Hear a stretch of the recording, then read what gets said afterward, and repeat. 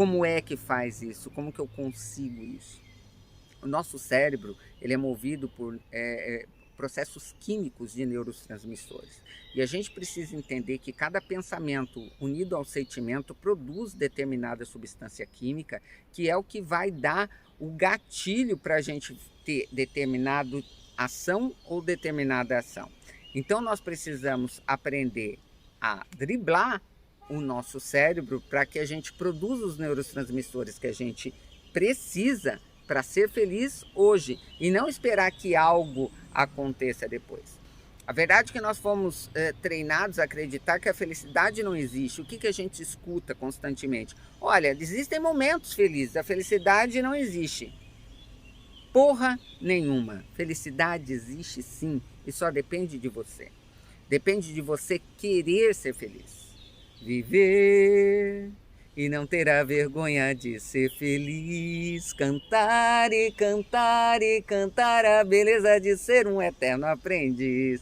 E aí é isso, a gente tem que entender que nós somos eternos aprendizes. E se de repente eu hoje olho para trás e falo assim, porra, não precisava ter bebido tanto, eu não precisava ter pegado tantas pessoas. Eu falo isso porque eu tenho uma outra visão de mundo, porque eu vivi outras coisas, porque eu vivi aquilo, inclusive. Por isso que hoje eu consigo ver de outra forma, diferente daquela que eu estava vendo. Então eu preciso ter paciência comigo, eu preciso entender que tudo é um processo. Nenhuma transformação acontece do dia para a noite, são passos, né, step by step.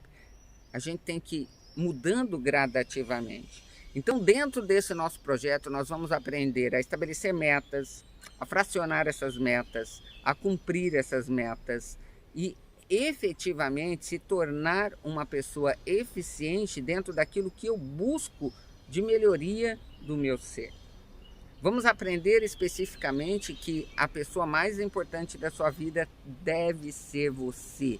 Quando a aeromoça, quando a gente entra no avião e ela começa a falar, caso haja uma pane, se precisar usar máscara de oxigênio, que a primeira pessoa que a gente tem que colocar em nós, e se tiver com criança, só depois que colocar em nós, você coloca na criança, sabe, a gente precisa fazer uma analogia com isso.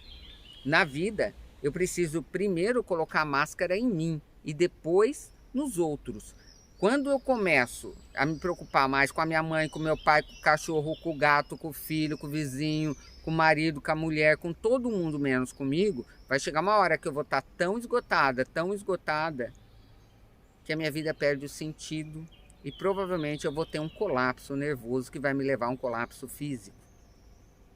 E isso vai acontecer inevitavelmente se a gente não entender por bem que a pessoa mais importante da nossa vida somos nós. E dentro desse projeto, 9 semanas e meia de amor por você, você vai aprender como é que faz isso. Eu contei um pouco da minha história de como é foda você tomar um pé na bunda, né? E ficar sozinha num país onde você não conhece ninguém. Eu não tinha nem amigo, tá, gente? Porque meu projeto era basicamente online. Falar que eu não tinha amigo, tinha vizinha. Assim, mas amigos onde eu pudesse recorrer, muito poucos, né? Porque efetivamente eu vivia para aquele relacionamento. E quando isso aconteceu, né, pandemia, todo mundo fechado, era um momento que eu poderia ter entrado novamente em depressão, mas eu escolhi ensinar o que eu sabia ao invés de me deprimir, que foi a melhor escolha que eu fiz foi ter dado esse curso gratuito de Reiki, porque foi o que me deu força para seguir, foi o que me deu possibilidade de ganhar algum dinheiro, de poder me manter. Então, muitas vezes a gente pensa que a gente está dando e não está recebendo. Nem sempre aquilo que a gente dá, a gente vai receber de quem a gente está dando. Na maior parte das vezes, a gente vai receber de outra forma. O universo é sábio, isso é uma lei universal. Tudo que eu dou, eu vou receber. Sempre. Não existe exceção, isso é uma lei. É uma lei. Agora, o que acontece efetivamente é que normalmente as pessoas querem receber antes de dar. Então é mais ou menos assim, eu tenho uma lareira, eu olho para ela e falo assim, me aqueça, vai lá. Mas eu não coloco a madeira nela, nem acendo o fogo, eu simplesmente olho para ela e falo, me aqueça, vamos lá querida, me aqueça. Só que as coisas não funcionam assim. A gente tem que pôr a madeira lá, tem que acender, esperar o fogo pegar e aí aquilo vai trazer o calor para mim. E na vida é a mesma coisa. Eu preciso primeiro dar para depois receber. É uma lei universal. Não existe outra forma.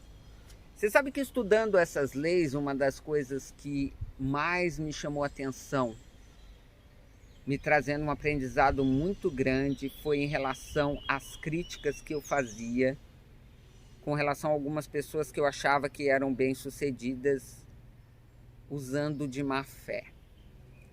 E eu vou usar um exemplo aqui que possivelmente muitas pessoas que vão assistir vão achar que é contraditório diante daquilo que eu estudo, diante daquilo que eu falo, mas depois de estudar efetivamente as leis universais eu percebi que não. Eu sempre critiquei muito, principalmente o Edir Macedo, por achar que o tipo de abordagem que ele faz, inclusive tem um vídeo que tá no YouTube, de uns 20, 25 anos atrás, ele ensinando os outros pastores a tirar o dinheiro, ou fazer as pessoas darem, né, o dinheiro, o dízimo, e ele fala assim, ou dá ou desce, se um não dá, o outro dá, né? E uma forma, né, no ponto de vista muito agressivo para esse tipo de coisa, porque o que a gente fica pensando, e o que eu pensei muitas vezes é que, porra, o cara já tá na merda, procura uma igreja para poder se levantar, vai lá e o cara ainda toma o pouco que ele tem. Mas no fundo, ele está ajudando a pessoa. Porque no momento que a pessoa doa, ela acredita que fazendo aquela doação, ela vai melhorar naquilo que ela quer. E essa crença faz com que ela vibre em outra frequência e mude, e melhore. Então, muitas vezes aquilo que eu critiquei é por falta de conhecimento. E eu realmente hoje admito que eu não conhecia essa lei universal, e eu não tenho que concordar ou discordar, por exemplo, para mim não serve, o tipo de abordagem dele, nunca fui na igreja dele, não tenho a mínima vontade, sei que se eu fosse também não teria nenhuma afinidade com aquilo, mas eu preciso entender que cada um tem um patamar evolutivo e que tem pessoas que precisam disso, é um serviço o que ele presta, e ele está cobrando pelo serviço. Paga quem quer, ele não está encostando a arma na cabeça de ninguém, as pessoas vão e pagam porque elas acham que o serviço dele vale, né? É uma reciprocidade, o que ele está fornecendo é o que a pessoa está buscando e ela está pagando por esse serviço. Enfim, nem sei exatamente por que esse assunto foi para esse caminho, porque nós estamos falando, né, da mudança do nosso eu, mas sei também, porque isso fez parte da mudança do meu eu. Enxergar como o outro, apesar de ir totalmente contra as coisas que eu acredito como verdade, de que existem várias verdades e que a minha verdade não é absoluta e que eu tenho que entender isso e tenho que aceitar e respeitar.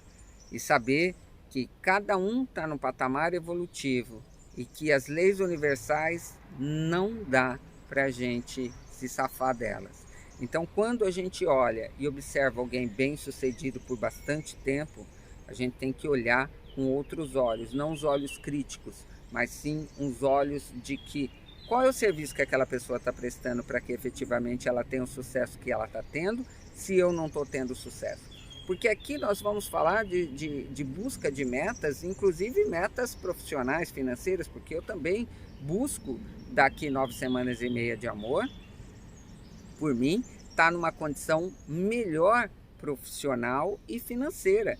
Eu acredito que essa transformação possa promover isso em mim. E acredito que você que está assistindo, que está participando desse nosso projeto, também vai conseguir essa transformação.